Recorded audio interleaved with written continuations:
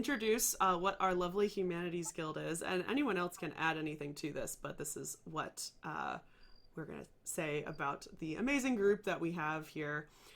So the Humanities Guild is an organization representing the underrepresented and marginalized voices in humanities fields. With a vibrant online community, the Humanities Guild operates on the premise of, quote, building a bigger table, rather than fighting for the one seat academia often demands we fight for. By advocating, supporting, and equipping members in outreach, career opportunities, and academic advice, the Humanities Guild is a system outside the ivory tower, hoping to create a more equitable ground in our fields of study.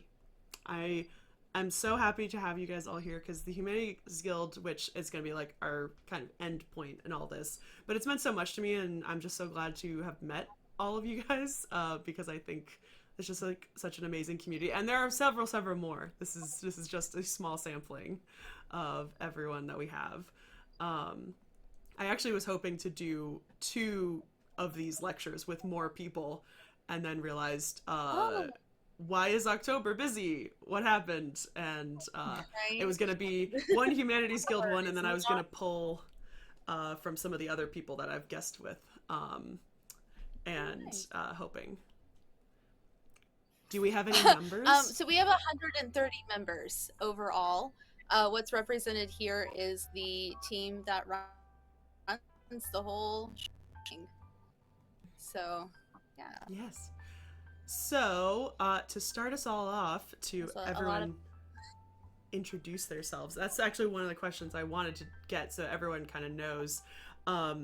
If everyone can say, like, introduce us with your name, your title in the Humanities Guild, or any other title of like what your study is, what your job is, without, obviously you don't have to go into nearly any specifics. And I also want everyone to say their favorite time period of history. It doesn't even need to be the one that you mainly study, but I want you guys to get as specific as possible. And then you shout out your social medias and such. All right, well, I guess I'll start. My name is Alexandria. I am the co-founder and CEO of the Humanities Guild. When I am not doing that, I am a teacher, and I study the ancient mathematics and celestial devices in Egypt from late Kingdom to the Roman period. And my favorite time period. That is so hard, Melissa. You can also I think it would probably be, if you want to do like your hyperfixation in history as well, which is like something that could be absolutely nothing to do with what you actually study. That also is completely optional. It's the astrolabe. So probably late Roman period Egypt through the Islamic Golden Age. Just the astrolabe. The astrolabe. I love it. It's really nice for her to have such a hyper-specific fixation, because it's like it makes it really easy to buy gifts for her. So, you know. It's true. It is always true. Good. Always good. Meredith, would you like to go next? Yeah, sure. Since we're in the same camera, I guess that makes sense. So my name is Meredith. I'm the digital media director. Was it digital? I think we settled on director as the title. Yeah, for digital media director for the Humanities Guild, and I'm on social media as at Professor Meredith. I've been on your show before, so some of the viewers might have seen. I study specifically the 20th century, like Cold War American history. That's one of my big focuses, is mostly on cultural history. So I do a lot of stuff with film and television and music, and that's really a lot of fun. And I guess my hyperfixation, those of you who are here when I did the stream with Melissa, know that my favorite period, as in my favorite period to hate on, is the 1950s. So it is my fixation. I love to roast the 1950s. It's one of my favorite things to do. So we love that. That can be your absolutely favorite, even if you just like to roast it, for sure. It's my favorite to hate, you know. That's okay. That means you still talk and think about it a lot, even if you're thinking about it in a more negative side. Yes. Anna, do you want to go next? Because I think Caroline got frozen again, so I'm going to reset her. Oh no, that's fine. Okay, She's just very still. I had to check. I was like, is she frozen or? I'm alive. Sorry, I'm listening. Oh my god. That's so funny. Hi everybody. Some of you know me. I've been in Melissa's stream before. I also stream. If you have seen me over there. I am a co-founder and the COO of the Humanities Guild. And what was that? It was my favorite period. Favorite time period? Okay, so like, I guess if I were to like actually, it would have to be. I always say it's based off of the fashion fashion. Actually, I just realized that it's really dark. If you turn this on. I really like the fashion in like the Edwardian era, so that's often what I like the most. I'm big fan. If you've ever seen the show The Gilded Age, that's Victorian into the Edwardian period, and I really love that fashion. I love that show. That show is so good. It's so good. I'm desperately waiting for it to come back. Me too. All right, last but not least, Caroline. Okay. I'm Caroline. My official title is a director of education. I'm trying to remember. It is, yeah. Okay, so I'm like second guessing myself. Okay, yes. And what else? I'm trying to look at my list of what I need to talk about. Okay. My social media is Historian Caro at TikTok primarily. So feel free to follow me there. And my favorite time period is what I study, because to write a dissertation on something you kind of hopefully are obsessed with it, or else it would be kind of crazy, I think. So I love the turn of the 19th century. So like the late 18th century, early 19th century. So basically like leading up to the French Revolution and Napoleon. And I love talking about women who had like agency and power, because it kind of breaks people's brains, because they think that like women were just like equally oppressed over time and space, and I like to show that that's not necessarily the case. Absolutely. And obviously everyone knows me, but I have to fill this. I am a loving participant of the Humanities Guild. I have no position, but I love being part of the group and being friends with all y'all. But hopefully maybe one day my life will slow down enough that I can help with actual things with the guild, because I've always wanted to help, but I have too many hands in too many baskets at the moment. And obviously my favorite time period is ancient Egypt, but very specifically it is the 14 years of the Amarna period, which I think gets as specific as you can. That one get. small spot. That one, I'm very bad at years. I could tell you those years, but I'd have to look it up. But the 14-year spans that the Amarna period goes on right before Tutankhamun, he definitely falls into it because it's very similar style, but the Amarna period specifically, Nefertiti, Akhenaten, we've been doing multiple discussion streams here on Twitch for weeks now, and we still have several more that I could go on and on about this place and that location and that time. There's a lot of details. A lot of really tiny things, and I know a lot of it because I did my senior thesis in it, and I really wanted to do my master's thesis, but I think my professors were not so keen because it's a very popular topic for people to do. But I'm so glad everybody is here.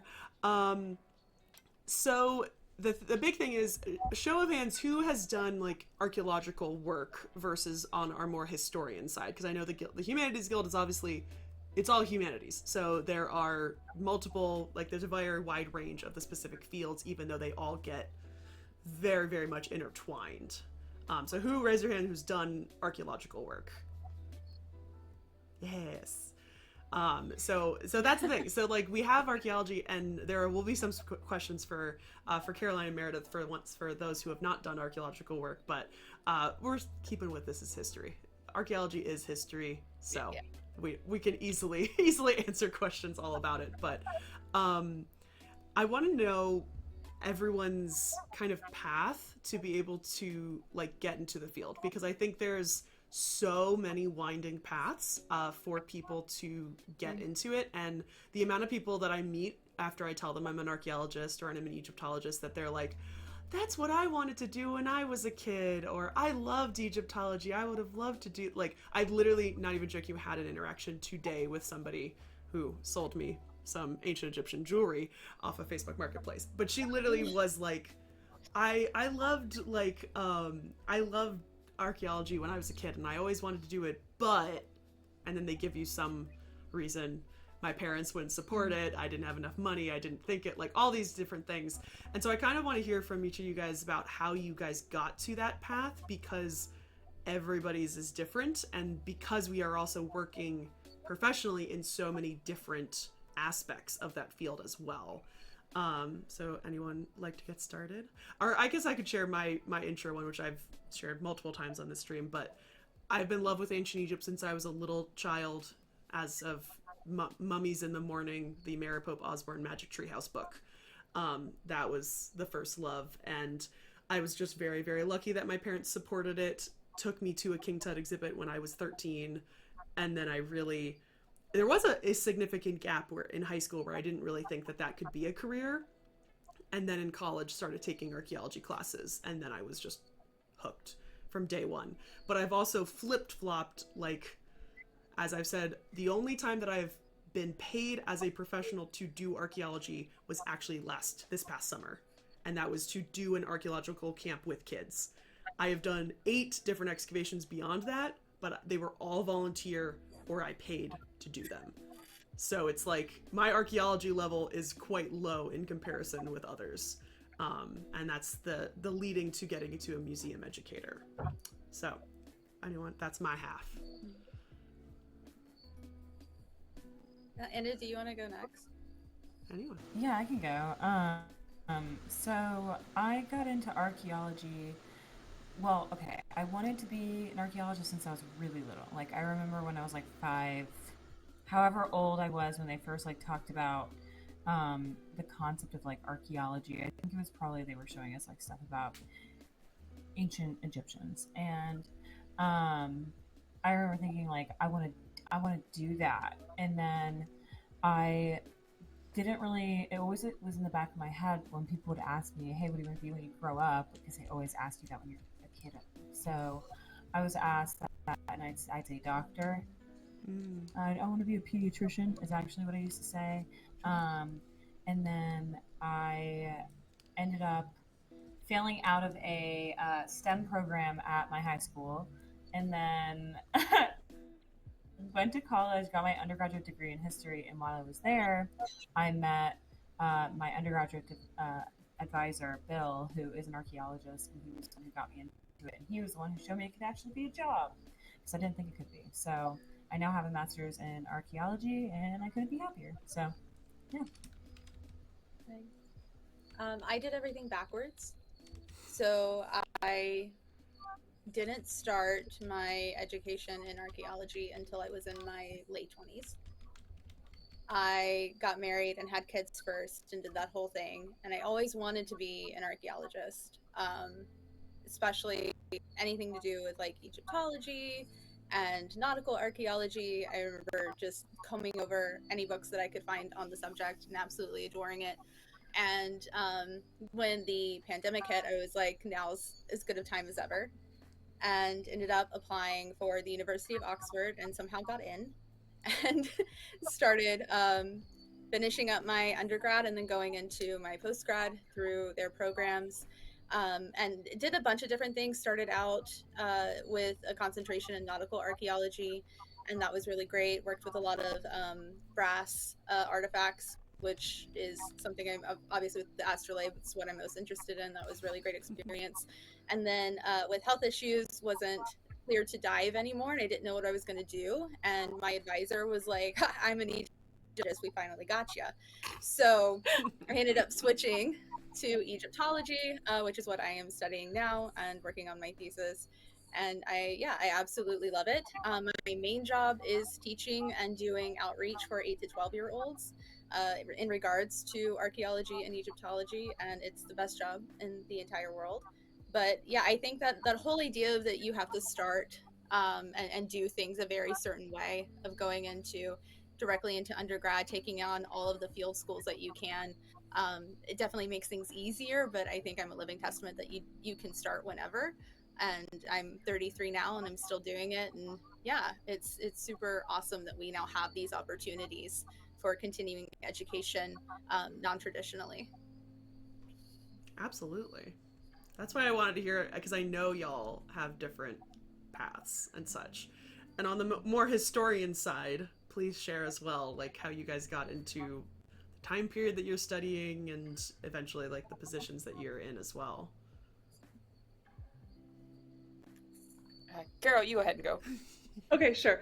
So I appear at face value to be a very stereotypical, conventional historian, but I got there in a really unconventional way that I think makes me like more amenable to like public outreach in a way that other academics aren't. So I've always loved storytelling and writing. When I was a kid, my parents took me to like every free battlefield on our road trips and stuff. You know, while my friends were going to like Disney resorts, I was like at Gettysburg because it was free to get in that day or whatever, you know. And I would stand there and look around and just like wonder about the people that lived there and that passed through there and died there. And it opened up this, you know, curiosity that I'm still trying to satiate.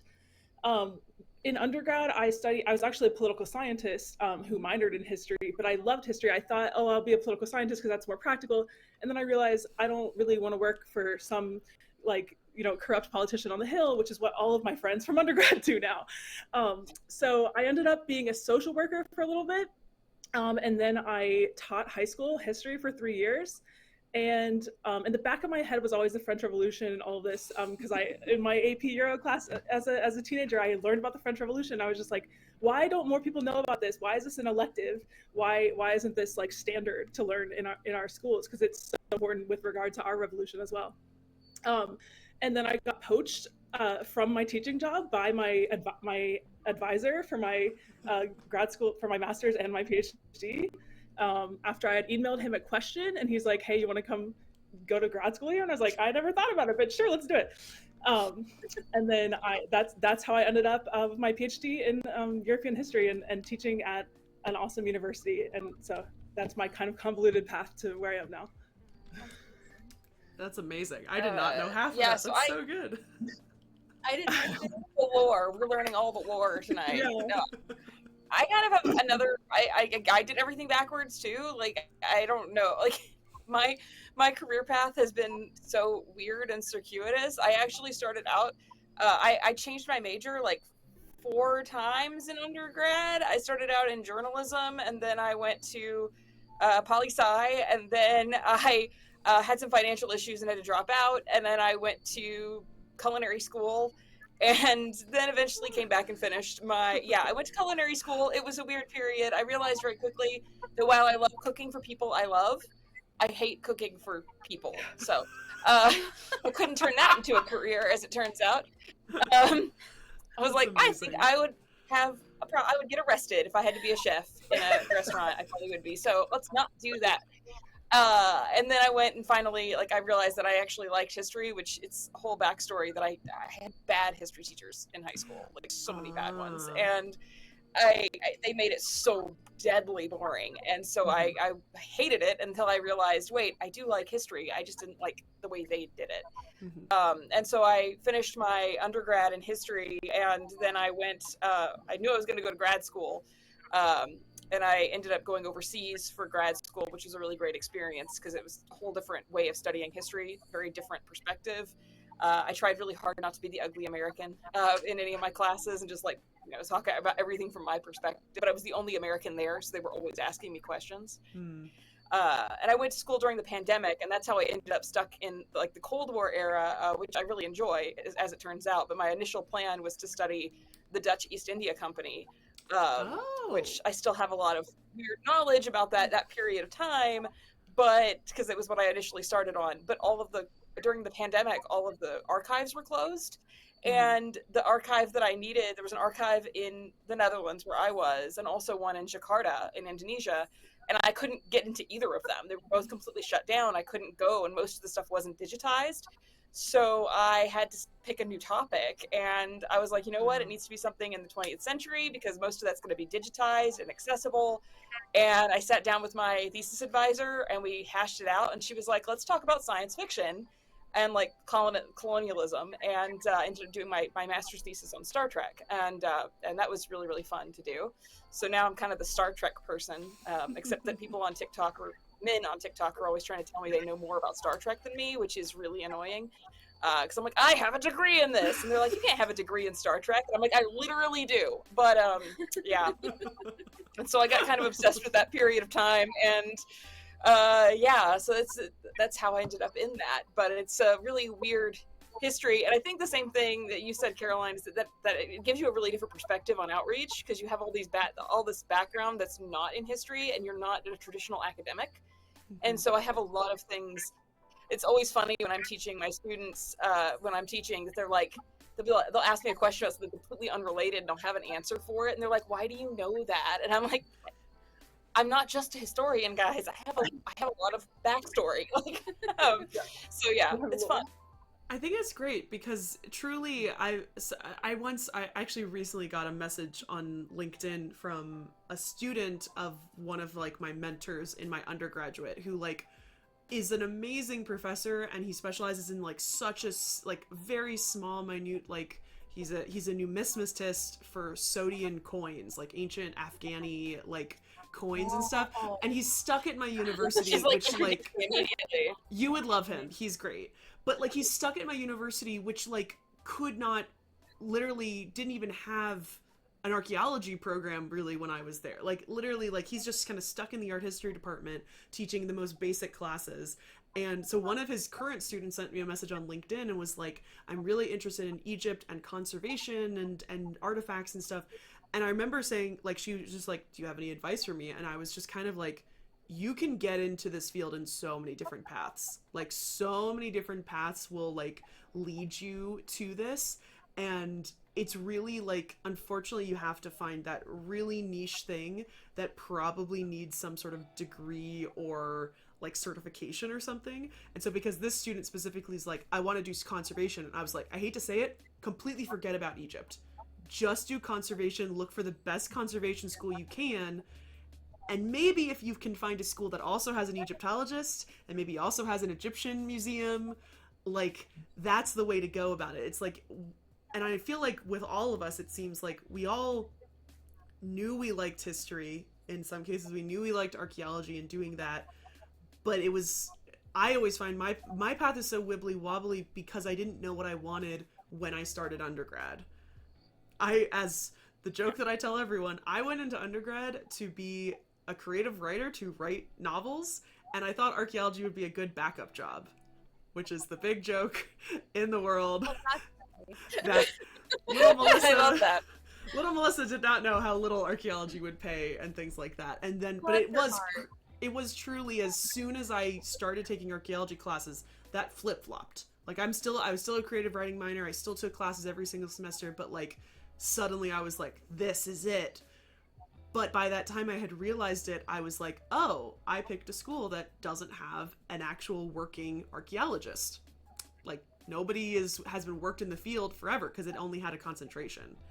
And then I suddenly was like, I messed up. I should have done something else. But like when you have that passion, which tends to be what you need for these unfortunate humanities that don't get enough funding and don't have enough pay and all of these just like very sad things that are getting cut, you need that passion to be able to find it, because you'll find it eventually.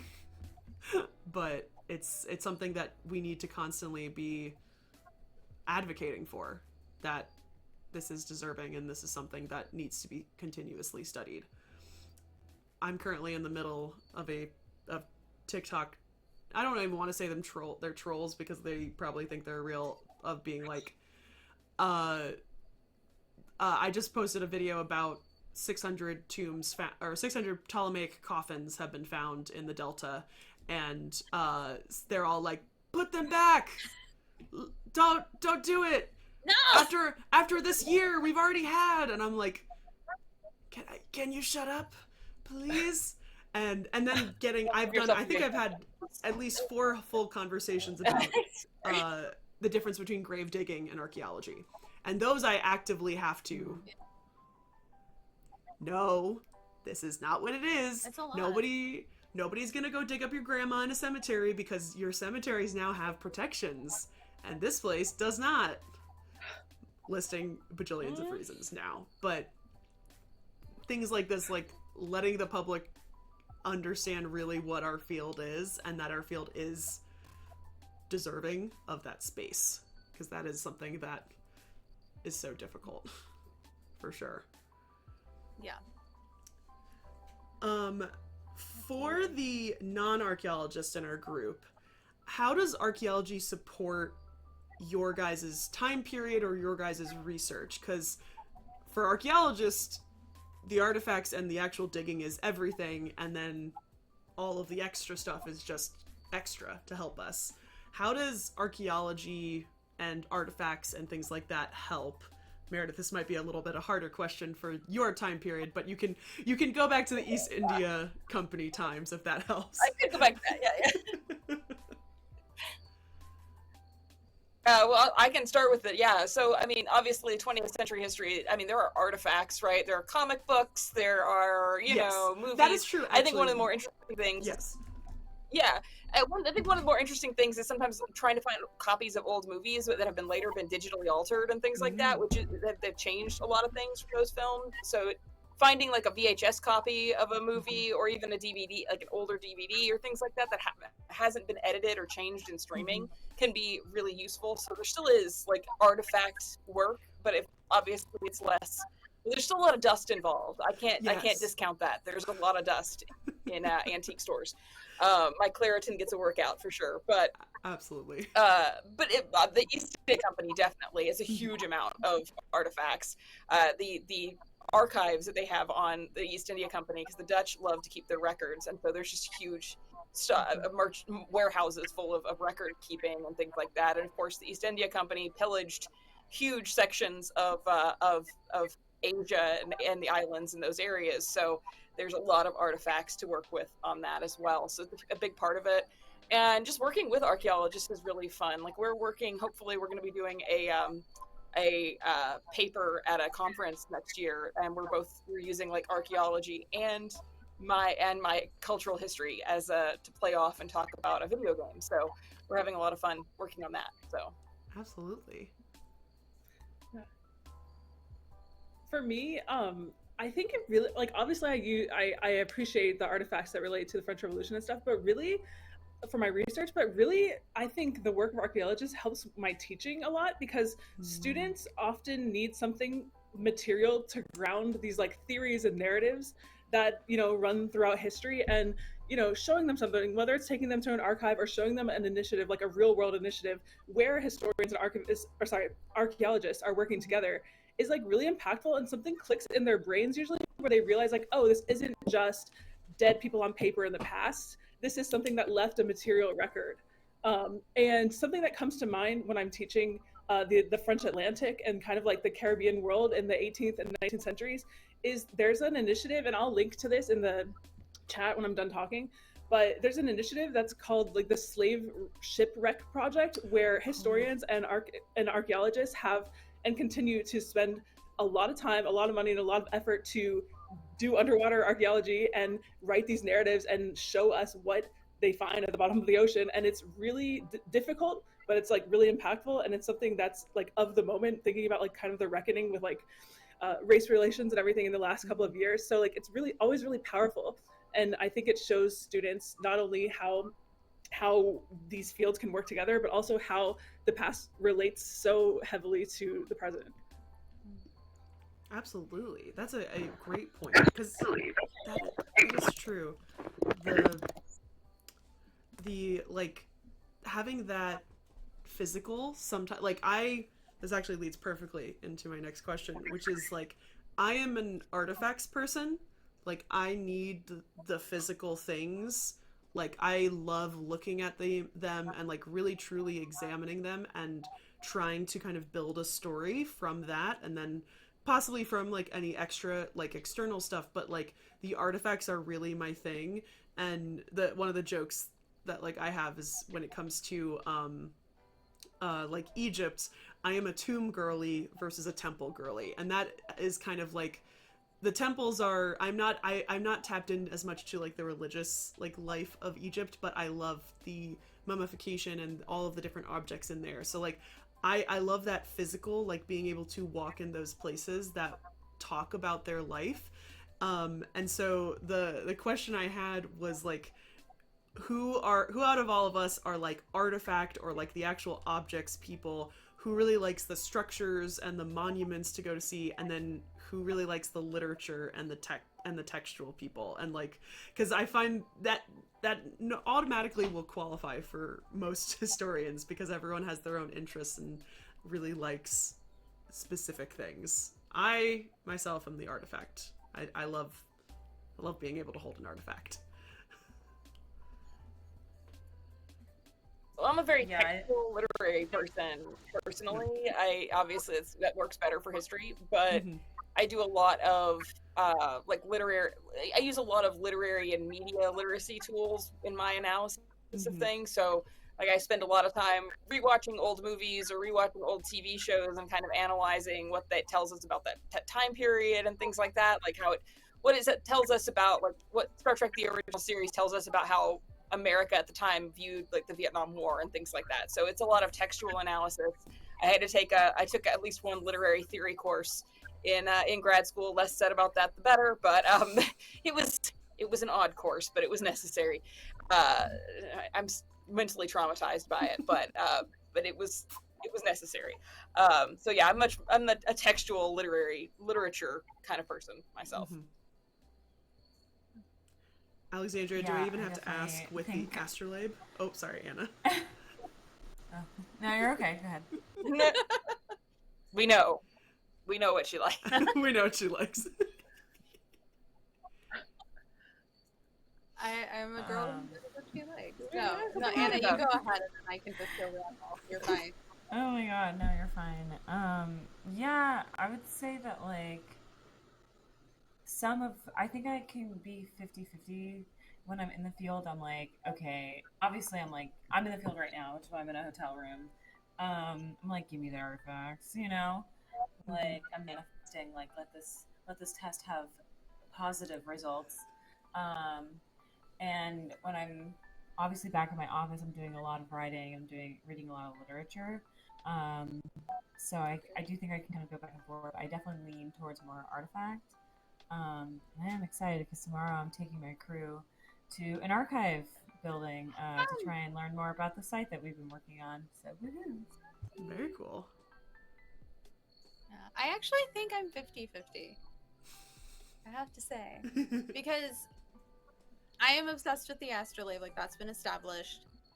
I love the University of Oxford has the largest collection of astrolabes in the Mhm. world. That was a defining factor. So obviously, I like seeing things like that, especially because a lot of my research deals with mathematical tools and celestial objects. And so, yes, obviously, artifacts are the jam.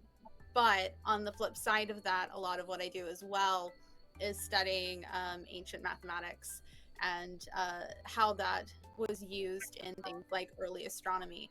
So being able to go to observatories and monuments when I can, that's Mhm. always a really big deal for me because it just kind of puts things into perspective. A lot of what I study is planted firm in the ground. It's not the objects themselves. So being able to have both of that is just a dream. I never get to have both at the same time, but that would be, I think I might actually combust if that happened. I'm 50-50 as well.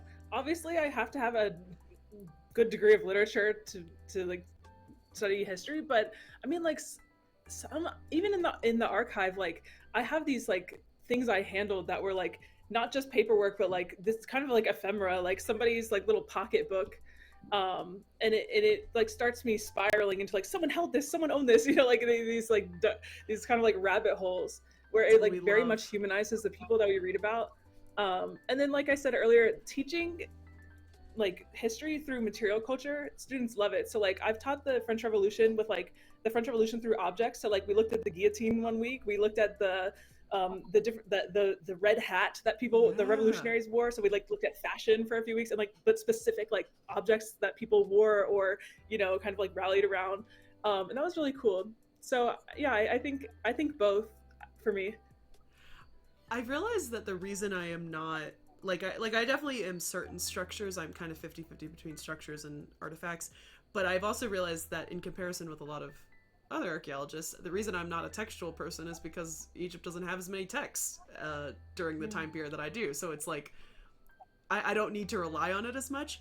But in my real life job, where I am working with much more recent, like colonial America into 18th and 19th century stuff, I realize I do love the artifacts, but I am almost 100% a text girly because I love reading newspapers. I could read newspapers for literally ever because I love finding the most random, weird, and that's more of the like genealogist in me. Like when I was a genealogist and I was looking through obituaries, finding, like, suddenly my eye would just track and there'd be something else in the corner. I'm like, oh, what's that? I now like have these random stories that I always tell people about, like in 1920s New York, this girl like steals her father owns a factory. She steals the entire factory's pay for 2 weeks to go run off with two men in northern New York. And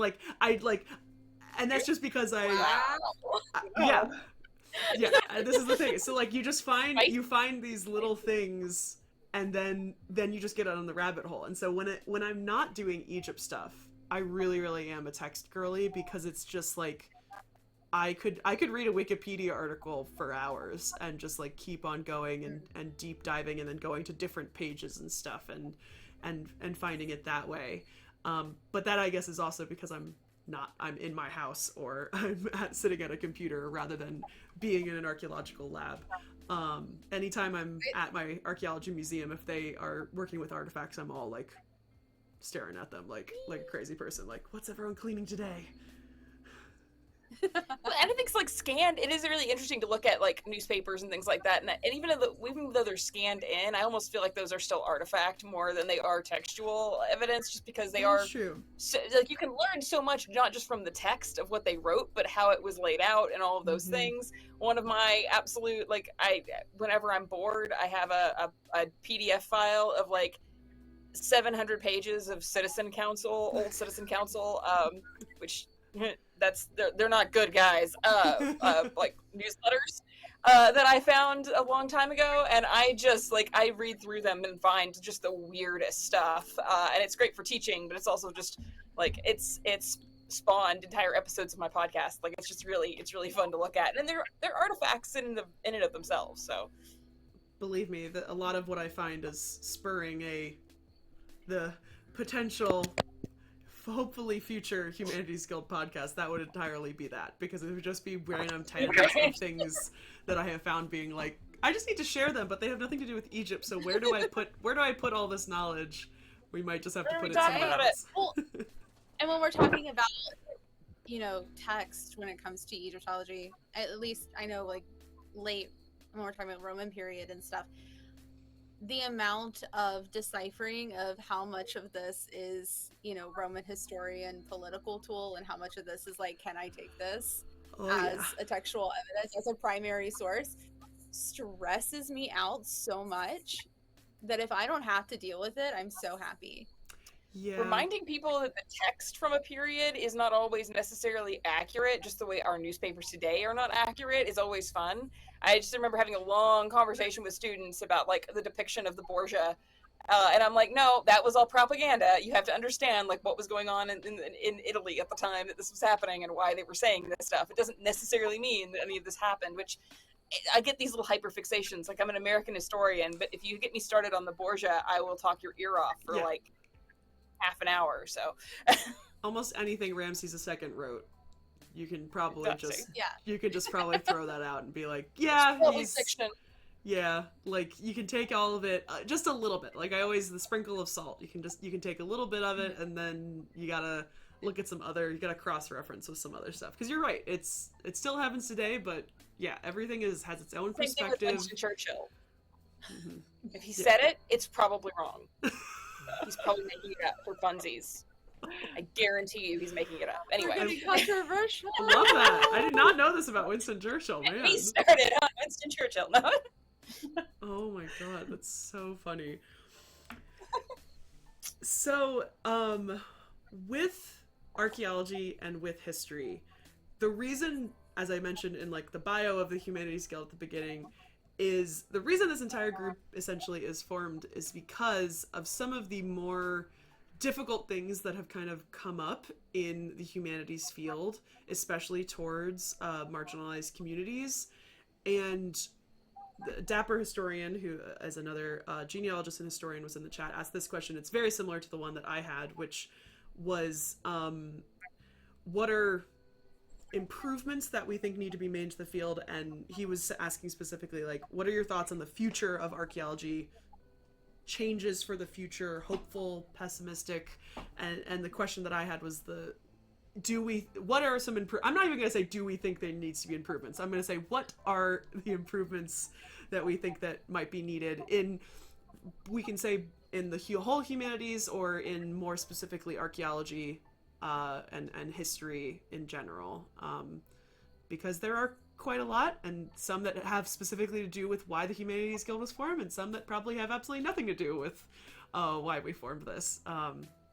And I would just love to hear from the co-founders, especially because I know that this was formed not like, I wish it could have been formed at like for different circumstances, but like it was Yeah. formed kind of underneath the pressure and like how upsetting it kind of was, and but I'm glad it happened, especially. Yeah. Hmm. I'm just glad that Anna didn't think I was absolutely insane for sliding into her DMs and being like, hey, we haven't chatted, but I have an idea. Yeah, yeah. I remember I was like, wait, who is this? Um, but yeah, I think there's a lot of improvements that could happen in the field, especially like so in archaeology, especially if you're at all like in the field. At least in where I am, I do cultural resource management, and there's a huge divide in archaeology in the US that is really, really frustrating and can be really invalidating. And that's that academics really, really look down on people like me who are out in the field probably 50% of the year, out digging holes and collecting data constantly because they think that what we do like isn't real archaeology. So that's like one of the biggest things is that we get talked over pretty often because of that. Um, I also, yeah, I also think, of course, like one of the biggest issues that we have is that archaeology is over 50% women. Like we have more women than we do men, and we're still the least represented in positions of power in the field. So if you want to get really angry, you can go look at the faculty list at Harvard University's archaeology department, and you'll scream and cry and throw up like I did because from last I checked 2 years ago, it might have changed. There was not a single woman who was a full-time professor. All of the full-time professors were men, and all the women were lecturers if they even worked in the department. Oh, And also, fun fact, wow. when there was a huge scandal in the Harvard archaeology department, you want to know who they asked to clean it up? A tokenized individual in their department who was a woman and a person of color. So these things happen a lot, and it's really gross the stuff that's happening at some of these larger universities slash what elitist universities. So there's a lot of problems. It's from top down. So Yeah. Um, is it okay if I kind of give a synopsis of how it started? I would 'Cause love I that. feel like that might help. Okay, so Absolutely.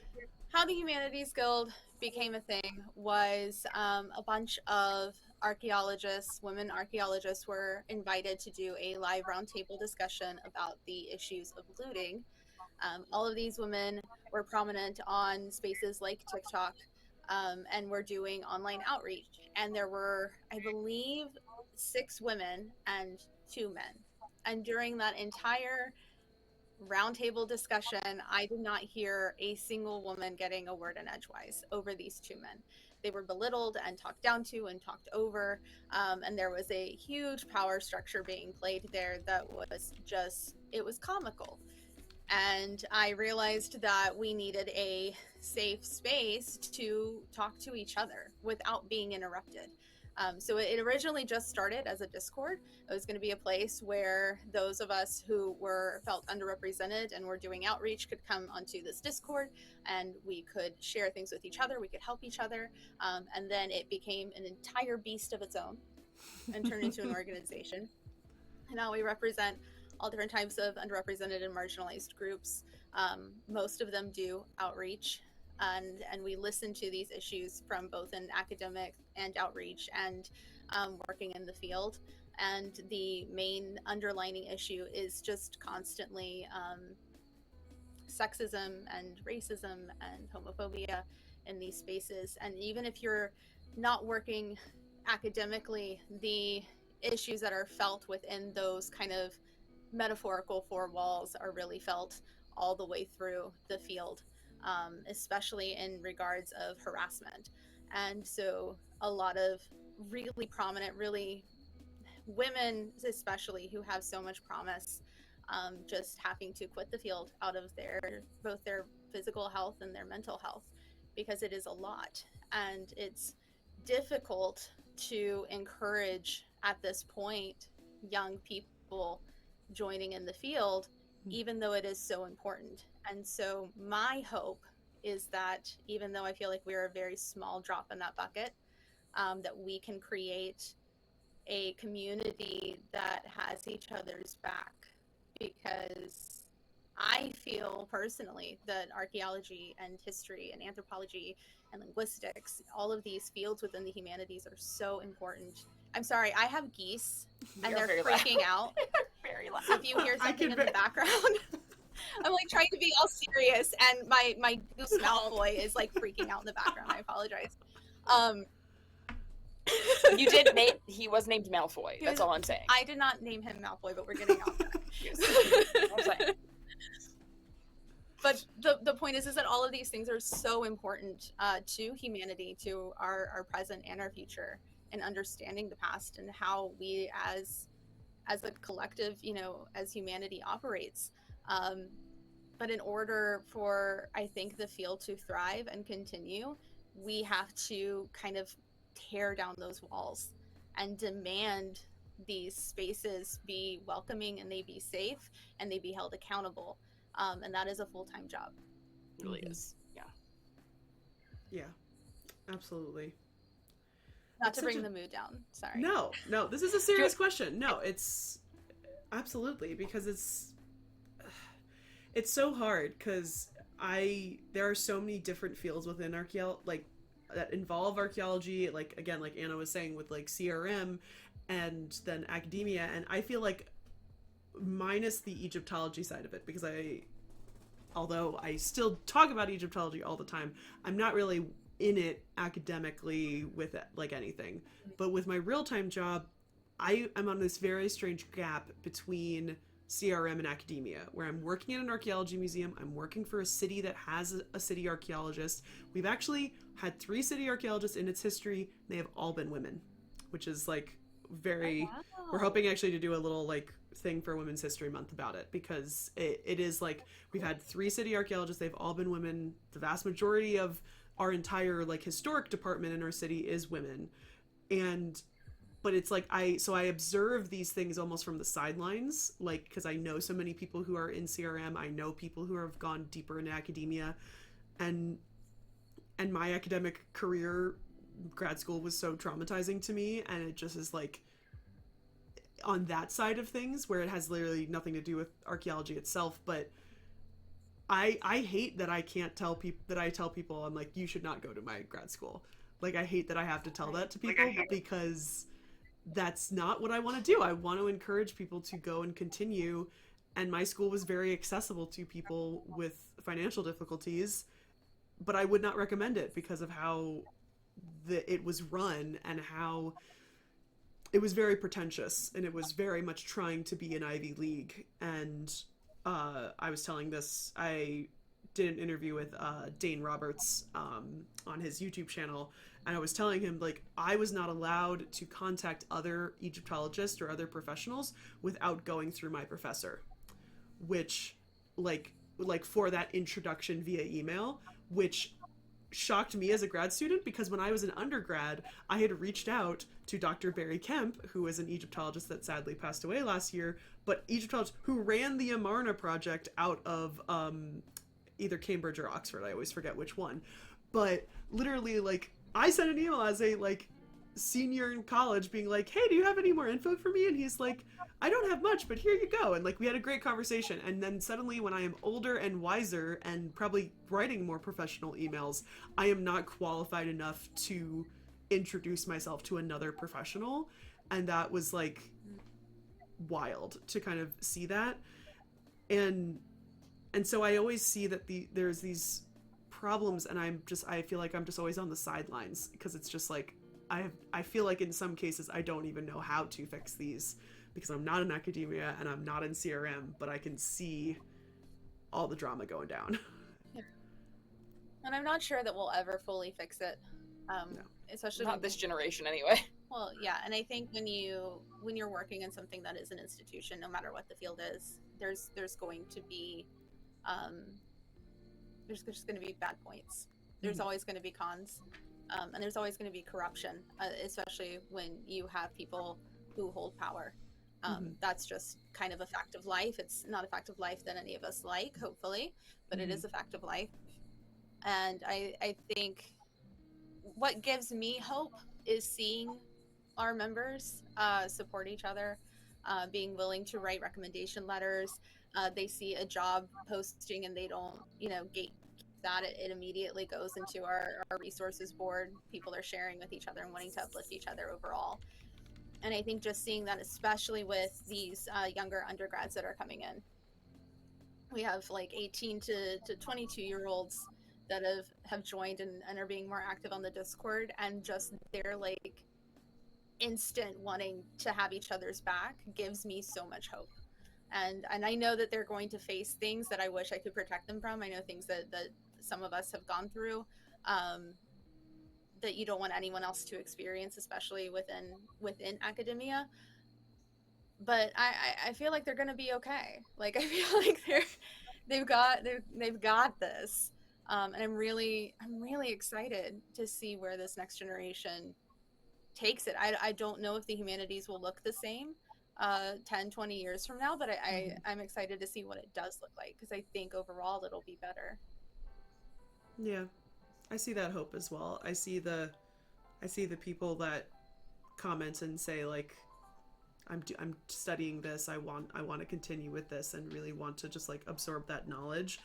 And even those who don't even really go into the field as well. Like I'm seeing a improvement, let's say, of the amateur archaeologist or the amateur historian, where like people know how to research now, and people have much more access to be able to research. And so for the most part, because we know it's not 100%, people are coming out with a lot more knowledge without going to school or without doing that. And I've had to kind of back down from my own personal like things about armchair archaeologists or amateur like, because I'm always like a little bit nervous about what's going on. Yeah, no, I think that's what's really cool about social media, is that we're seeing kind of a more accessible history and archaeology. Anna just got a Yeah, I raid. think I'm seeing a lot of nice changes in.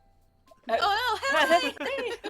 I'm muting myself on the guest star just for a second so I can say thank you to them Yeah, really quick. that's without fine. interrupting Absolutely. you guys. Go You can ahead. Continue. Yeah.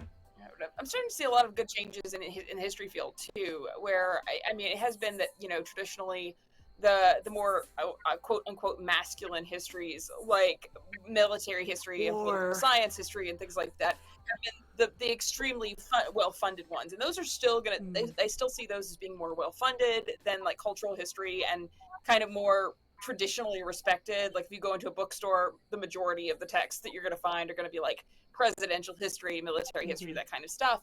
But even in those fields, I'm starting to see a really good change. I have a friend of mine who's getting his master's in military history right now, and the way I like to make fun of it, because I'm like, ugh, military history, I hate military history. But then he'll tell me about how they're studying it, and I'm like, oh my god, you guys have revolutionized, like, the military history field is so much more than like now than it used to be, where it was just like talking about like tanks and World War II, right? They're really doing a much more deep dives on culture and politics and just and things like gender and things like that within that more field, which are holistically. really revolutionizing it.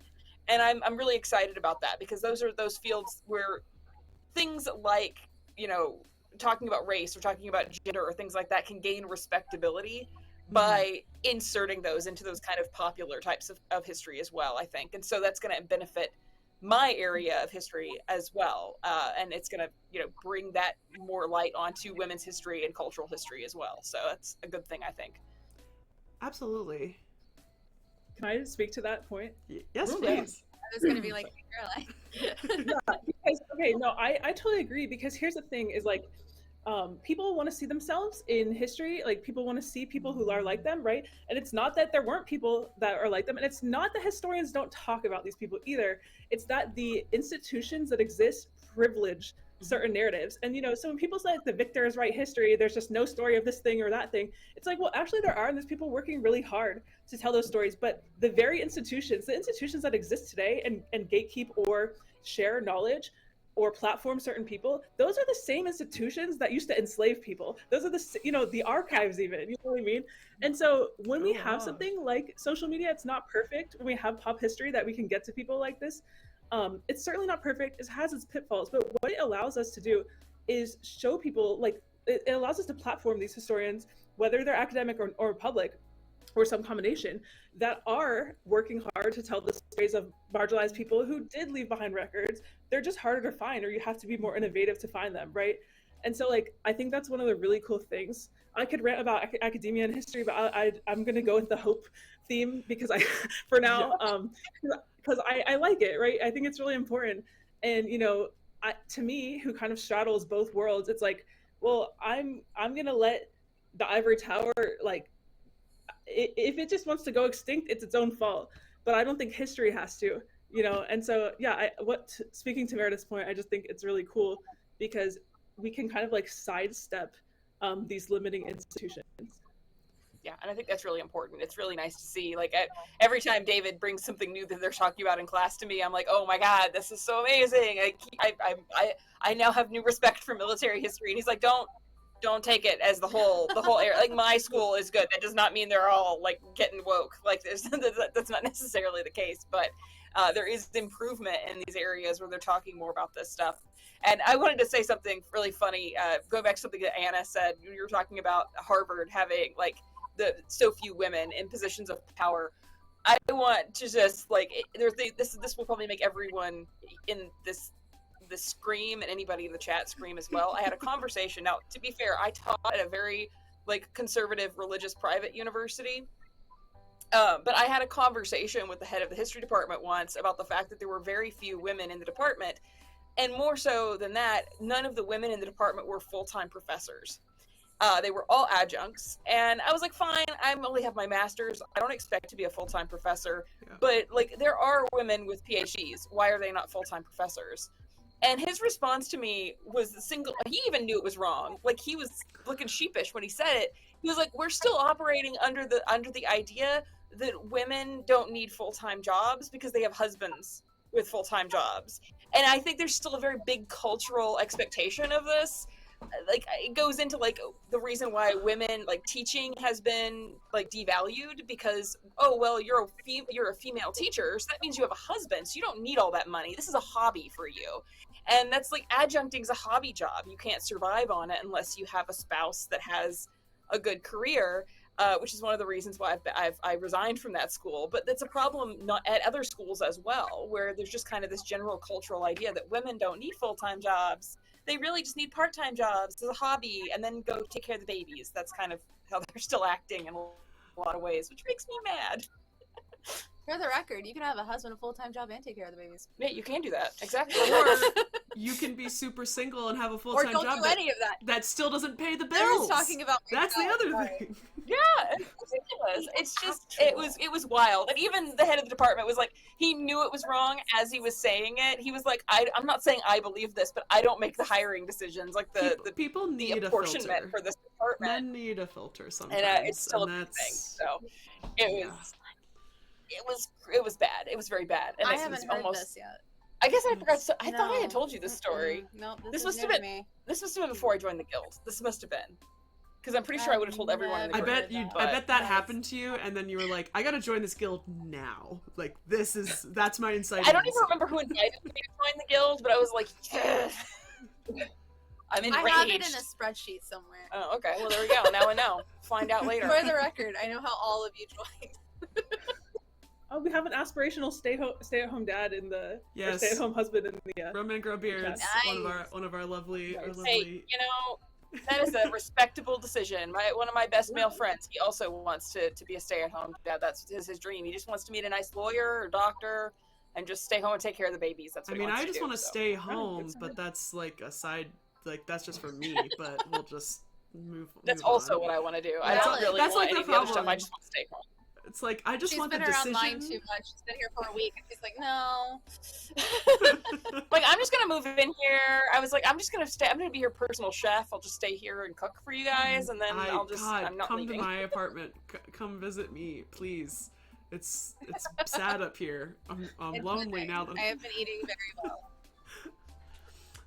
I think it's so great because I do see a lot of hope and a lot of that and a lot of it going forward. And the thing that I really want, like my aspirational thing, which I think is getting better, but I think it can get better, is I want more interdisciplinary work in between archaeology, history, linguistics, and like the humanities, because the amount of times that I will like look up something and I'll be like, why did they write that? That's not what it is, or that's not how this works. And then I'll look into like their background and I'll be like, oh, they're like just a historian. Like they don't know. Like there's like this Tumblr meme that went around that is this very interesting like octagon object that's like all 3D and has these little tiny circles around it. And people were like, what is this? Archaeologists never knew what this was, and they didn't know. And then a knitter saw it, and it was like, oh, it's for knitting. Like it's not for socks. I can't remember exactly what it is. Gloves, but like I think it was. gloves. Yeah, exactly. And so it's like that thing goes around where it's like people think that's silly, and I'm like, no, it's true, because there are so many departments and so many fields that don't talk to each other or don't even have their Right. stuff open access so that other people can go. Like one of my biggest things was when I was doing research on Akhenaten, who is this very interesting, this is not accurate, but interesting looking fellow, has a very interesting facial features in all of his images. I wanted to do a paper for a historiography class, a class for the study of history. I wanted to see how previous people explained why he looked like that, because I know that there are medical theories, and I know a lot of them nowadays have been disproven. What I found was current medical PhD professionals continuously in the past 5 years presenting theories that he has Marfan's or that he has all these other things, when these have been disproven by Egyptologists who are doing DNA testing. And I'm suddenly like, Right. who didn't do their research here? Like who missed the like this? Somebody. And Oh, especially when you talk about. Oh, sorry. I didn't mean. No, please finish. I'm so sorry, Melissa. no, no, I was laughing We at get very excited. Roman Growbeard's crossing off that I talked about Akhenaten, because yeah, that's a standard. Well, and I no. always love it when we can bring people into our actually like academics and bring in their specialties into it, right? Like it just always makes me think of my favorite story of the hairdresser who like figured out how Romans did their hair, right? That's a great And one. no one else could really figure it out. They were all like, these just must be wigs because we can't figure out how they would have like formed these hairstyles with real hair and all of this stuff. And then she went and looked at these statues and she was like, I can do that. I know how to do it. I'm going to do it. I'm going to recreate these ancient hairstyles with the same tools they would have had available at the time. And I'm like, that's amazing. Yeah, and that's what I really, really hope for the future, so that we can have that back and forth between the archaeologist and the historians, because like, hey, I'm sure there's some historian who's really focused on textual stuff, and then suddenly like the doesn't know that like we have physical versions of things that are mentioned in text. Like I'm sure that there are people like that just, hey, I understand you don't want to be in the field. That is for a different type of person. I don't even like being in the field half the time. So yeah. Well, and there's a lot of disconnect too between humanities and STEM. yes. And a lot of times I feel like a lot of these questions can be answered if there was a bridge. Especially like I experienced that on the weekly. So I bang my head against a wall. But yeah, I feel a lot of it is interconnected when you're looking at material history. STEM is really and there's just important. kind of this disconnect, and everyone's just kind of doing their own thing and not conversing with each other. Yeah, absolutely. All right. Feel free if anybody wants to write in the chat. There's a if you're in my chat specifically, I'm not sure if you can get it in both. Oh, actually, I think you can. There's a lecture questions channel point so that I don't lose them in the chat. But we do also have some set questions. So since we are all on TikTok and other social medias, I really want to hear how you guys think going into these, and also whenever you started doing more public education via these social medias, how has that changed either your perspective on how to teach history, how to continue your research, or even just like on public education in general? Does it make it easier? Does it make it harder? I would love to hear everyone's perspectives on that, because I think we are, versus like most of the people that I get on the guest lectures do have some sort of social media and public education, but there are people that don't, and I really want to see how like that has changed our perspective and how we do our work today. I'll go. Yeah. Okay, so I made a list. So I now realize that many people, just regular people, are interested in history for the sake of it, and I'll tell you, academics don't think that. Nope. And it's just like harkening back to your last question, it's a problem because a lot of academics truly think nobody's interested. Only my work should be only for academics. And no, what I realize is that there are people that are interested in history for the sake of it, and they're not all just interested in World War II military stuff, whatever. They're interested in like learning nuanced and interesting history. I also see how pervasive historical myths. So I guess this is the flip of that. Yeah. Is that like there are really harmful historical myths that a lot of people perpetuate, sometimes maliciously and sometimes unknowingly, and these reveal harmful mindsets about the present, right? Because if you think a certain way about people in the past and you look down on them, you probably look down on people living today. And then overall, making public-facing history content has just really shown me that like public education is really important, because not everyone has the ability to take formal history classes. But I truly believe that the humanities are as important to society as STEM, not more, just as they're all important.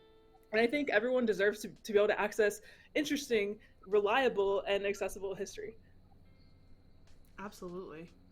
100%. I think one thing I've realized from it, and it's kind of almost, I mean, I know people are interested in history, but I've also learned not to take it for granted that people know the things that I know, because there will just be things that I think are common knowledge, and just because I'm weird, I have ADHD, and I have access to the internet, so I just absorb information constantly.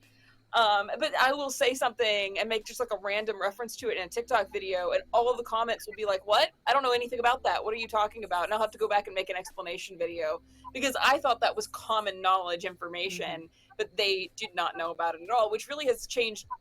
And I often will add that kind of content into my history lectures for my 100 level students, because I know that this is not common knowledge, and I can like delve into this and explain it a little bit better to that audience, which I think has helped a lot. Which I know I should know that I'm going to know more information than people, but it's still good to see it. Like it cements the idea in my head.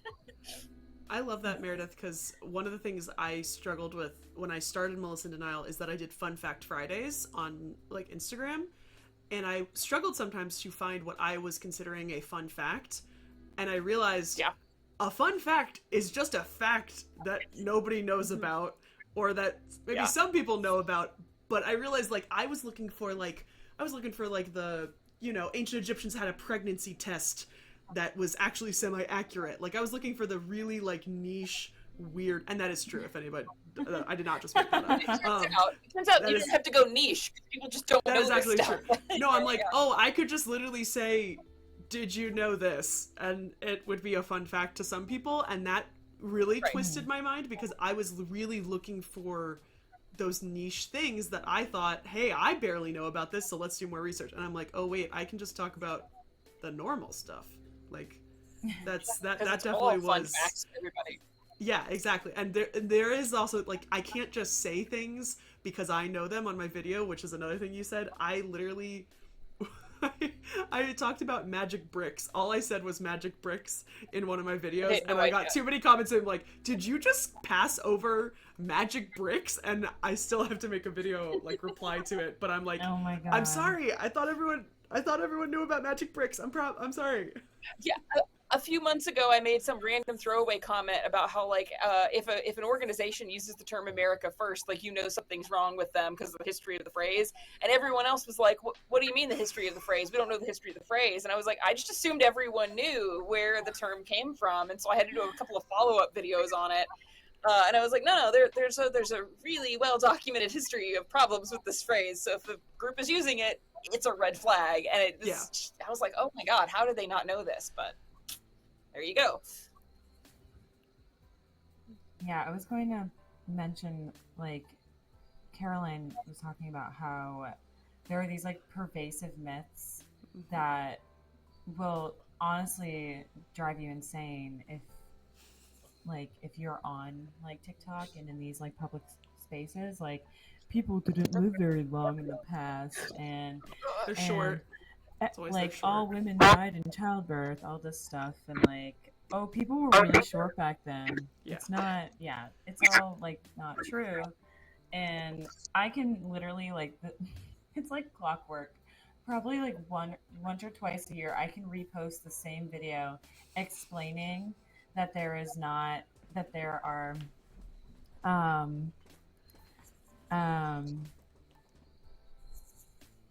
explain the same like myth, and then there will still be people who are like, oh, I didn't know that.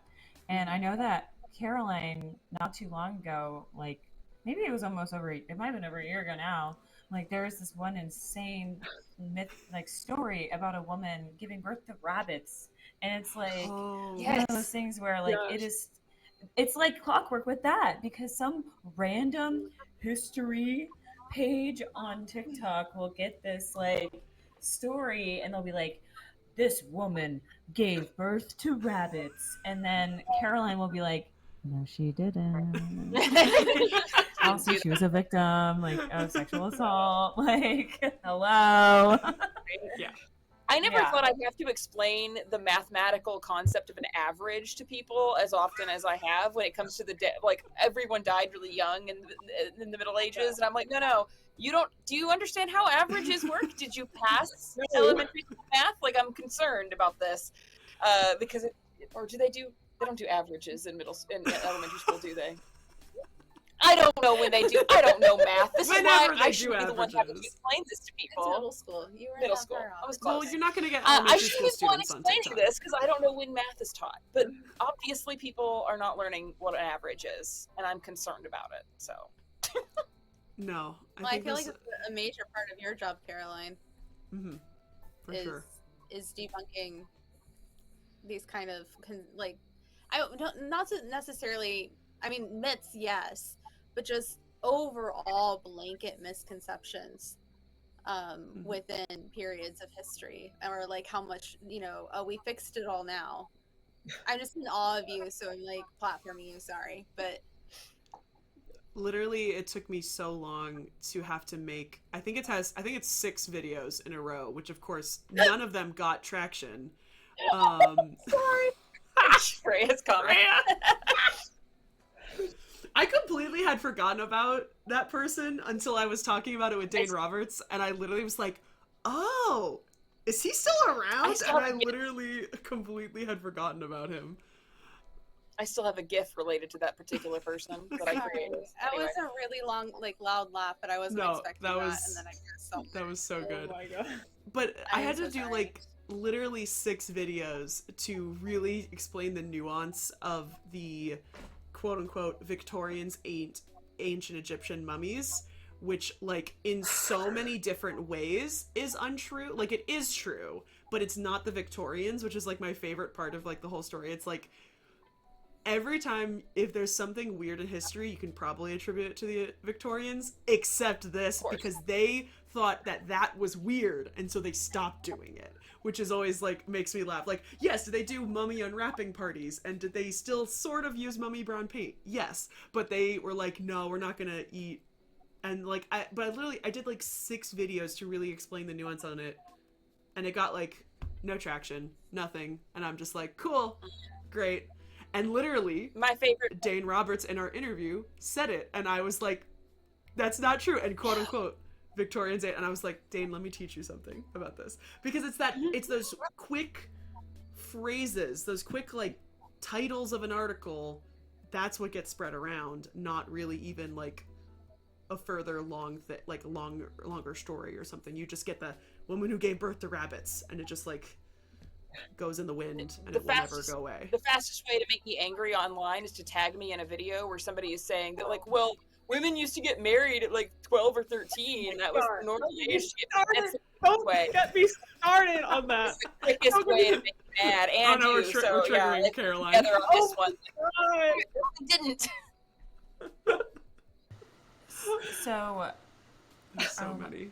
I forgot what I was gonna say. Oh, I had a woman say to me, I just want to go back in time to before the IRS realized that they could also tax women, which is what I guess she believes led us to working. What? Women have always worked. Let this be known. Oh my god. And I've made videos about this. Women have always worked. Yeah. But And that's a women have to pay misconception. taxes.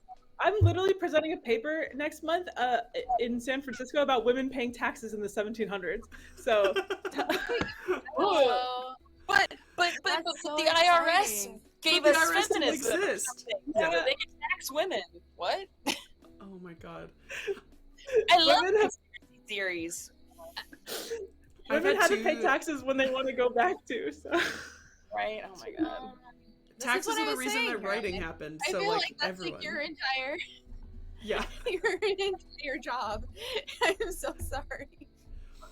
I've I had feel it like I need to twice. send you like a fruit basket or something. Like I'm so sorry that this is your calling in life. I've had this twice where Oh, I've man. been in the museums that I work in, and I work in 2 completely different museums, and people have walked in the door or not even stepped foot in the door, but I can hear them through the door and blatantly said something incorrect about our museum and then walked away before I had any chance to, like, one of ours is we have, like, we talked about a historic ship that, like, was used to, like, expand a shoreline, and we don't know exactly what ship it was or anything, but we know the rough time period. And some lady looked to her friend and goes, and points at the ship model and goes, that's a 15th century slave ship that they found, and then walks away. And I'm like, how could you get so many things wrong in one, like, it's not just 15th century America, what are we talking about here? And it just like, I couldn't even get out from behind my desk to like run after her because it just was so shocking. And I was like, need to correct Did you. you? Did you run after her? no, I did not. She walked Oh. away so fast. I literally, like, I was kinda like, wish I'd you have to had go all the way around the desk, but I literally was just No, like, you're wrong, and I have to tell you. yeah, that one, usually I'm not one that like interrupts people in the museum because I don't like to be that like actually kind of person, like in person. But that one I was about to. I just was so like in shock because I also, what? it took me too long to figure out like 15th century, like there's no 15th century. Like I literally was like, what was going on in the 15th century in America? I was like, it took me too long to think about like what was going on. 1492. That's it. Like, and that's not even in America. I was like, it's not even how that works. But yeah, it was a little crazy, a little just like wild. No problem, Anna. But this was just like, I feel like TikTok has really opened up to me in what I really, really wanted to do, because I do like teaching, but I struggle with the papers and the grading and being kind of, I hate to say it, being the professional kind of teacher. If that just like, truly, honestly, it's I think it's more that like I want to teach what I want to teach, and I want to teach it the way I want to teach it. I'm Right. currently struggling because my actual full-time job, I have now started making social media for them. And we're doing short form content videos, but now we're doing all the lovely governmental red tape of, we are writing the scripts 2 months ahead of time and filming a month ahead of time and only coming out with 5 videos a month. And it's a 3-person team of making the videos plus 3 other people. And the entire time I'm sitting there and I'm like, I could have made this video in 15 minutes. Like, I could have made this I could have done this so quickly. And so it's hard because I like doing it the way like that I can do it here, and I can do it so openly and so candidly. I used to say so like, not amateurly, but like so chill. Like, it's like I like doing it like this because I think it's just more honest, and it's the way that like I don't want to be screamed at in academia and see all of the words that I don't know what they mean, and I kind of informally is a better word too. It's like I want it to be more of a conversation and more of a way that like we can talk back and forth about this. And also because I understand that there are those people who have this passion with this subject, but that is not, they know that they either could not do it for a career, or it's like, who knows, it's too late in life, too early in life, like, I don't know. But the people who love these subjects and love history, but just know that like they don't really want to be in the field and do it professionally. And so I'm like, hey, I can be that middleman person to give you all of that history, rather than you going into debt and then suddenly realizing, hey, I don't want to become a professor, or I don't want to be doing all of that. I would much rather be teaching to people who also, in the same vein, don't have access to education and don't have access to be able to like spend the money to go to school for, unfortunately, an unknown job market and stuff like that. Accessibility, yes. Also, if none of y'all know Sophie's Quest is in the chat. She is a history streamer out of Australia, and y'all should all follow her. And she should also come into the Humanities Guild, absolutely. I will. You can send her a Discord link. Yes, I think I might, because we love more people into the Humanities Guild. Please. But yeah, I think this is really like, truly, 4 years ago, Melissa could never have imagined that this is where MelissainDeNile would go, or this is where, like, literally talking to this woman that I was talking to this morning saying, you could do this as a full-time job in the future, right? And I was like, yeah. I'm like, I love that you thought that I could do that, because like it's been what I'm thinking forever. But some random lady that I just met who also likes history and really likes to do stuff, she's like, you should do this full-time. And I'm like, that's the long-term plan. Thank you. That's the dream. That's the dream. I want to highlight how important I think what all 4 of you do, and how you are making it accessible, and the way that you engage with your audience is so important. Because something else that we see on social media is, especially on TikTok. So I'm not on TikTok anymore. I am on Instagram still, kind of, but couldn't do TikTok. They're in the field. It's okay. Sorry. I'm sorry. Hold on a second. Sorry, it's the coyotes. No. Shh. So you guys can talk. I'm gonna mute real quick. This is like when we were on all a chat together and I Alexandra know, thought she heard a bear. Oh my gosh. Actually, guys, I have to go. I'm sorry, but No, I have you're to, totally I have an fine. obligation. Yeah, but thank you so much for having me, and you They're are. in my field. It's fine. They're like 100. Bye, Bye, Caroline. Caroline. Absolutely no Bye. problem. Sorry. No What problem. I was saying Yeah. before I had to listen to the calls of coyotes. There is a hierarchy that is being presented on TikTok at the moment by some prominent people, um, who I just yell at the screen of people who ask questions and maybe get something wrong, and it doesn't create a safe space, and that's become kind of the norm, and what's expected is that if you don't do that, then you are contributing to misinformation, which I just think is absolute baloney. So seeing all four of you and how you engage with your audience just is the coolest thing. I am all of your biggest fans. I just think it's amazing. I'm your biggest And you could do fan. it full time. What you're doing is so important. You're creating a space where people feel like they're safe to learn, and there aren't many spaces like that anymore that create an environment where it's safe to ask questions. And I just yeah. Sorry to gush, but Absolutely. I just think you all are amazing. I miss your astrolabe stuff, but I understand. I might be back. It is a whole, I don't know if you had the tea, but it was a whole thing, and I just need to take a break. No, everyone deserves to take a break. Absolutely. I am very burnt out at the moment. And should I have really filmed a couple TikToks before this so that I could keep up with my... Like, now the problem is I'm in a streak. Like, I've had a couple videos go very well lately, and so I'm like, I can't stop now, and I can't... Like, I haven't done a podcast episode in like 3 months. So like, you know, it's just you get burned out sometimes, and it's difficult, especially, you know, with real, like if this was a job that paid us, it'd be so much easier to do it. But I've got other jobs I have to do, and it sucks all the energy out to do the fun stuff, which is unfortunate. So exactly. That's why it's so hard when I'm making these videos for my full-time job, because I'm just like, I could do this so easily. I could do this with everything.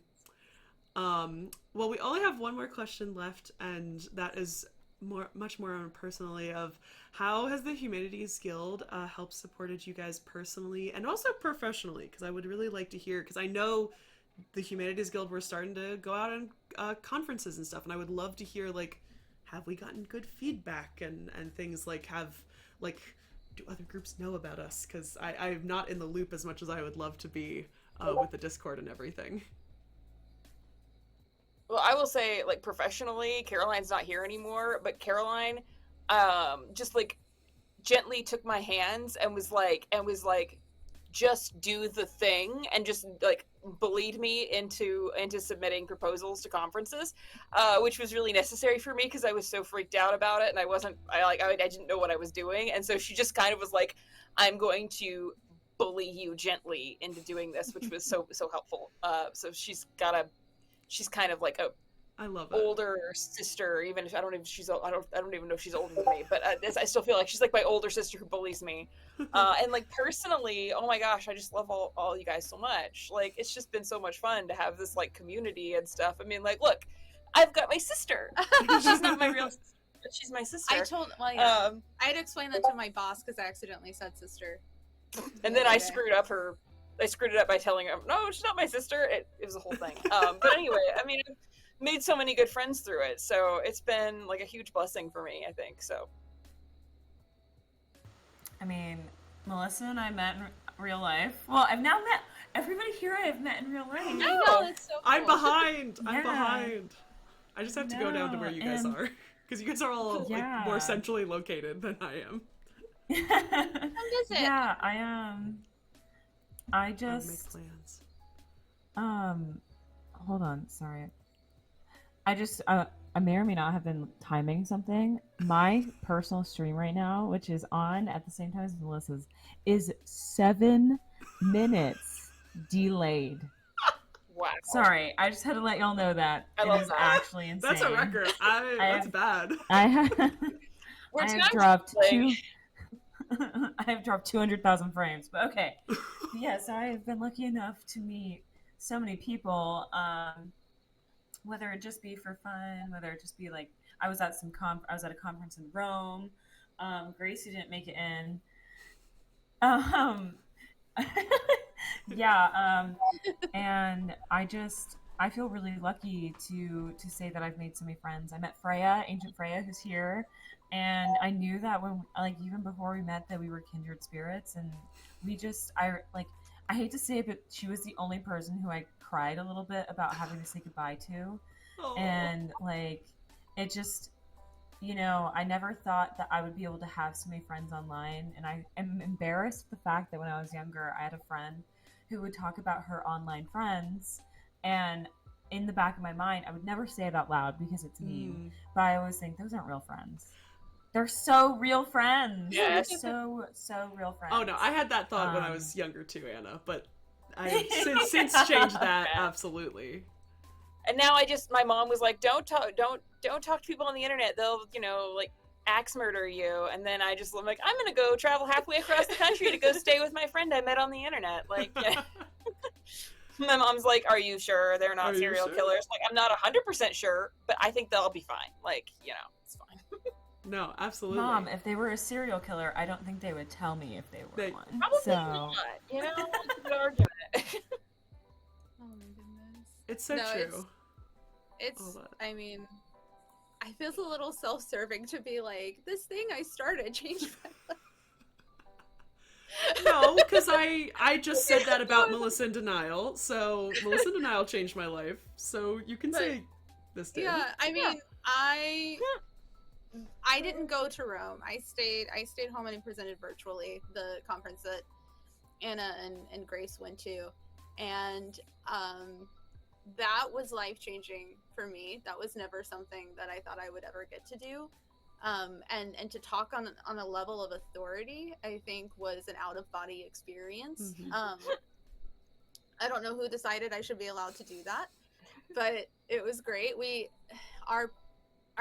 presented on the importance of social media outreach and the importance of safeguarding people who are doing that. And I got to talk statistics, and the feedback that we got after that blew my mind.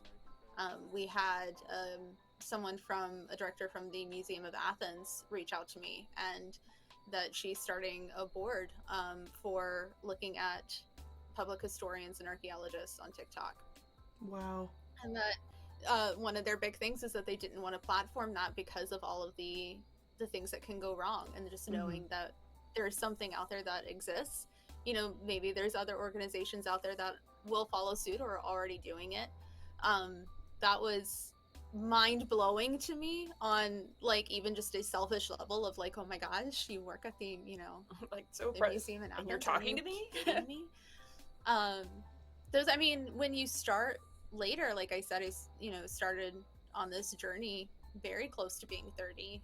Never in my wildest dreams did I think that I would have access to these opportunities, and the only reason that I have access to these opportunities, and not to like, I don't want to be like demeaning of myself, especially as a woman in the field, but I would have never gotten those opportunities had it not been for other people believing so hard in what we do, and believing in each other, and giving us those opportunities, and creating space for all of us, and getting to watch that happen with so many of our members as well, being presented with opportunities and letters of recommendations they may have not have had access to otherwise. And then on the friends part, I mean, Anna's my little sister. I would jump in front of a moving bus for her. Please don't make me do that, but I would. Please don't make me do that. And I mean, Melissa's family, Meredith's family too. You're all family. I never had this kind of camaraderie with other women, and we represent more than just women, but just with who's in the room right now, and just I couldn't be more grateful for that, especially in times of receiving threats and harassment, and going through my own academic harassment, and to have everyone just immediately having my back was just, it's been transformative. And I know that I will present myself and be like, oh, I'm the CEO, and we did this, and Anna and I and Mandy, we co-founded. It has been as much of a source for me as I think everyone else. So Yeah, this is the saddest part about this is because I want to get involved so much, and I just know my capacity, unfortunately, it's good to and know. because I just like You don't. because I want to be so involved and help with this, because the thing I love about this is that during grad school, like, I was very grateful for the people that I had in my year. They were such a huge support of me and like struggling through grad school. And unfortunately, since then, I have moved away. One person has moved off to PhD, and I have kind of lost contact a lot with a lot of them. And I miss this because, like, I can talk to people at work about those types of subjects, and I always can talk about Egypt and other things with them, but I miss that camaraderie of us having like really great discussions about stuff, and honestly having the unfortunate mutual trauma of grad school and all that, which is so unfortunate, but it is true. I was But about to chime in and say, and the trauma of grad school. The trauma. But I think the best part about this is that I'm getting that support that I had with those, but I'm also learning about so many different other periods of history. I feel so expanded, which is amazing, because I was so worried, as the archaeology joke goes, you dig yourself into a hole, and then you dig yourself into a deeper hole for as specialties you get. And I don't like being like that, because I love all types of history, I love all types of archaeology, but I understand that to be a professional is to really, unfortunately, focus yourself, which is why I find a lot of the in some cases, obviously not single case, but a lot of the misinformation people, famous people, that they focus on everything. They focus on whatever weird mystery they get to, when they don't have that backing of like much more research. And so I love that we can have so many different topics, so many different time periods, so much different fields and perspectives, because doing these guest lectures has been like my favorite thing that I've done. And like, it is so cool, especially when I try to do like our dual ones. So like with Kelsey Wedgie BCE, who's Mesopotamia, we did let's look at Mesopotamian dogs, and then I looked at Egyptian dogs, and the similarities were crazy, and I would never have known, because I never would have put that into my thesis about ancient Egyptian dogs. Like, I never would have gone that deeper. And on the same vein, I'm now trying to do this with more STEM people, and that especially STEM people here on Twitch, and hoping to do like talking with Paleontologizing, who is a paleontologist here on Twitch, and hopefully in the future we can get science on, because I really want to talk about the bugs of ancient Egypt and things like that. And another one is Moohoodles, who does talks about space and sharks, and I would love to talk about how the ancient Egyptians saw space. And I think like having those collaborations as well is just adding to my knowledge base, which is, as sometimes I say, is so limited. Like, it is so limited in some ways, which sounds crazy, but it is. Like, if anybody asked me when the Iron Age was and what was going on outside of Egypt, I wouldn't be able to tell you. I have no idea. I have no idea where all of those outside timelines line up. That's the problem. Staying in your lane is not a bad thing. Yeah, exactly. I think that there's so many people to pull from, and I think that's something that we've realized with the Humanities Guild. So we have, I wouldn't say downside. I mean, technically is a downsize. So we're pulling other projects that were taking up our energy, and we have now just thrown everything into our community, because that's where it's at. You all are pulling from each other, and so instead of this broader organization thing that we have been trying to do, we are now just kind of pulling the focus back to you guys, and equipping you as best as we can through those online and in-person community opportunities. So that's really cool to hear. Absolutely. Does anyone else have anything to say, or anyone in the chat have any other questions? Because we're about to wrap up, and I'm getting hungry. Me too. But yeah, so I would love if anyone can shout out like any projects they're working on or anything that they would like to do. Oh, I will read out this from Freya because we love Freya as a humanities member guild. Whoa, I would mix up the words there. Humanities Guild member. To Freya, the guild has been extremely inspiring and helpful since I have a lot of personal setbacks, and it's such a gift to be in the space with people who are so supportive and welcoming. Lots of love for you all. XOXO. Thank you, Freya. Absolutely. We love having our community members and seeing them so many different other places because it is great.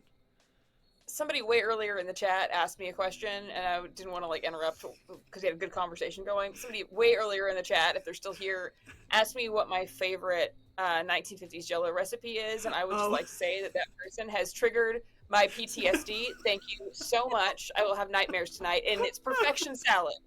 For the record, there is nothing I mean, I'm not saying it's my favorite to eat. I'm saying it's my favorite horror story. That is true.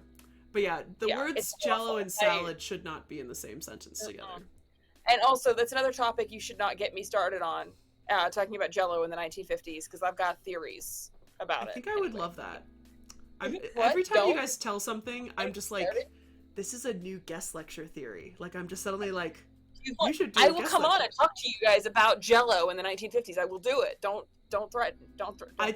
I'm telling you, it will happen because as per one of the times that we were supposed to do something and something didn't happen, our lovely friend Dapper Historian had told us that we should do the Muppets rundown of what Muppet character would play in the movie The Prince of Egypt, and we did it.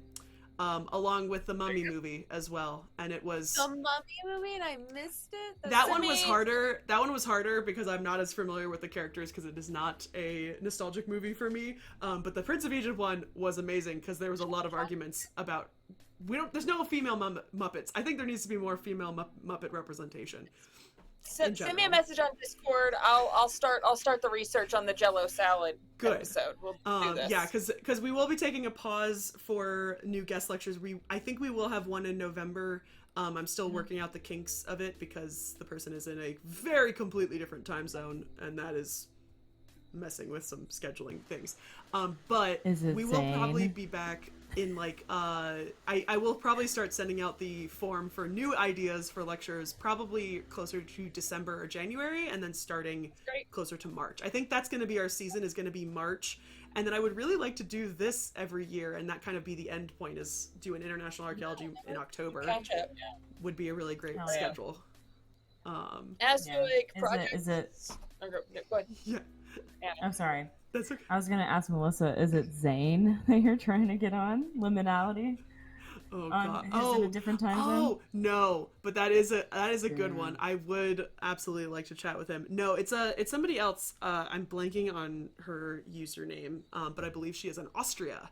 So that's like I'm okay with the UK, but that's like a little bit more over, and she wants to have a chat before we start, and that scheduling is proving difficult because time differences and such. But yes, so I still have quite a few people. I got so many entries into the last survey, so I need to find a cutoff point because I felt bad putting multiple people per month, which stresses me out, and then also having to drop people in some cases. But more guest lectures, come with your crazy ideas, because I think it does, like, it's like TikTok. It's like people don't know about crazy Jello salads unless it's that lady. What is her TikTok? I love that lady, the Midwest lady. Like Midwestern Mom or thing? I think it's Midwestern Mom. I love her stuff. It's like, besides that, but like, I don't want to eat it, but I love her videos. I don't want to eat it, but I like watching it. What does one have to do to bribe you to let me in on that science space and sharks? And sharks? Not much. Because I do want, like, I want to do one about Egyptian astronomy because I don't know anything. Like, quite literally know nothing. I know someone who might know a thing or two about that. Yeah, I want to try to do more groups. Like, this is if we can pick a subject that is more discussion based rather than like PowerPoint presentation based, then absolutely I would love to bring into. And Muhoodles is awesome. She is very cool and very chill. The thing that I would love to potentially bring, which is what I'm trying to do in some cases, is that I have not been able to go to TwitchCon yet, but I want to go in the future. And a lot of my STEM friends on Twitch have created panels to talk about STEM stuff.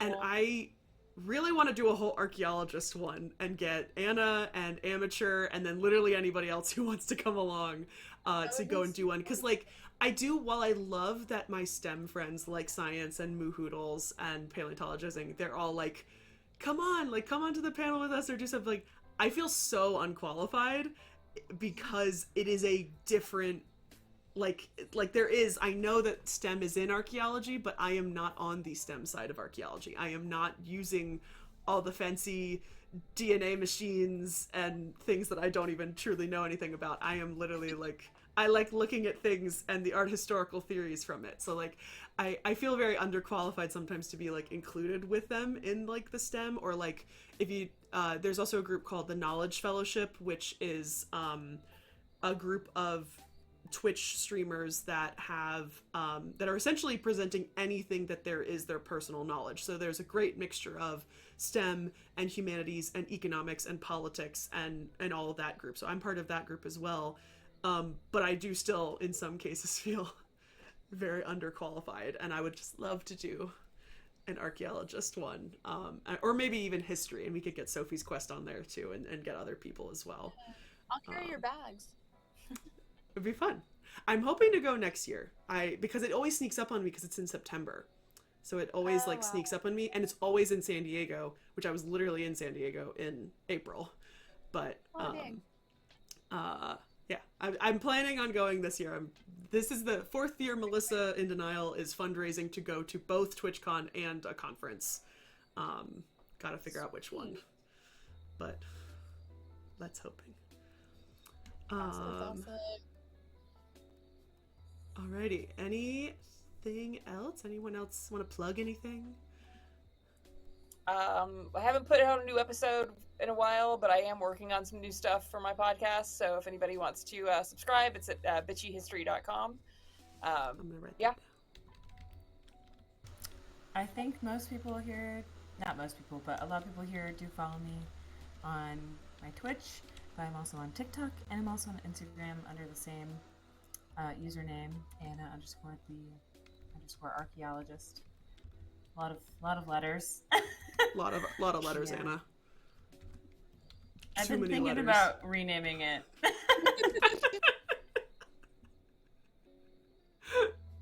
When I was doing the intro, the little poster thing, I was like typing in everybody's usernames, and it was It's yours so and long. Grace's that were like, they're so long.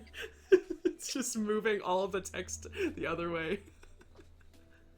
I mean, my name is long too, but that's just because I have 8 letters in my name. Thanks, Mom.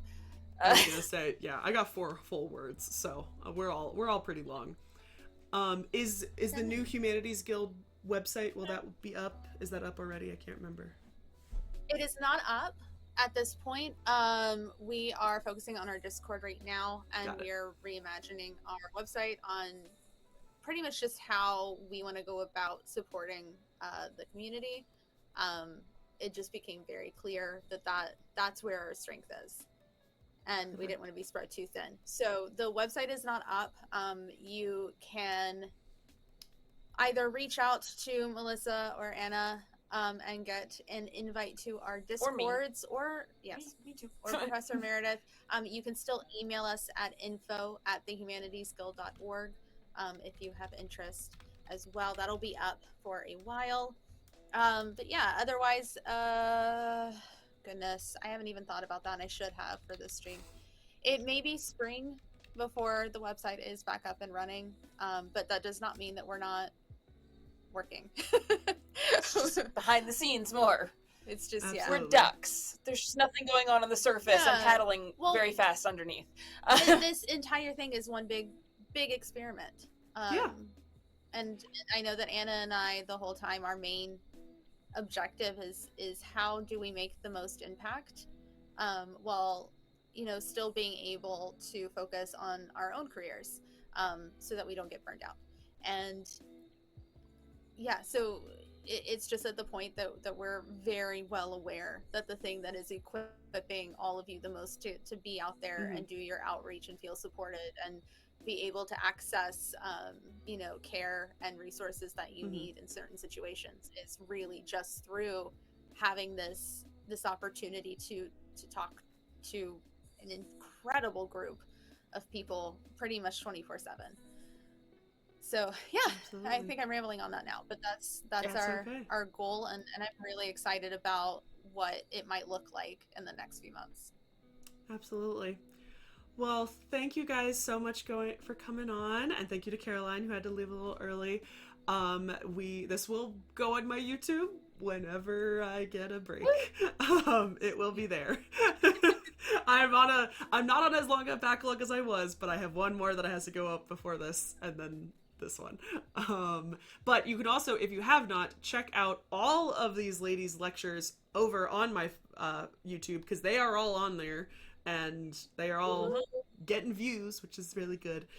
You can all check out like the full lectures between all of these. I gotta look it up again, but Meredith, I think yours has one of the highest views out of all of them, but I gotta check. People do love trad wives in the 1950s. Yeah, it definitely could have.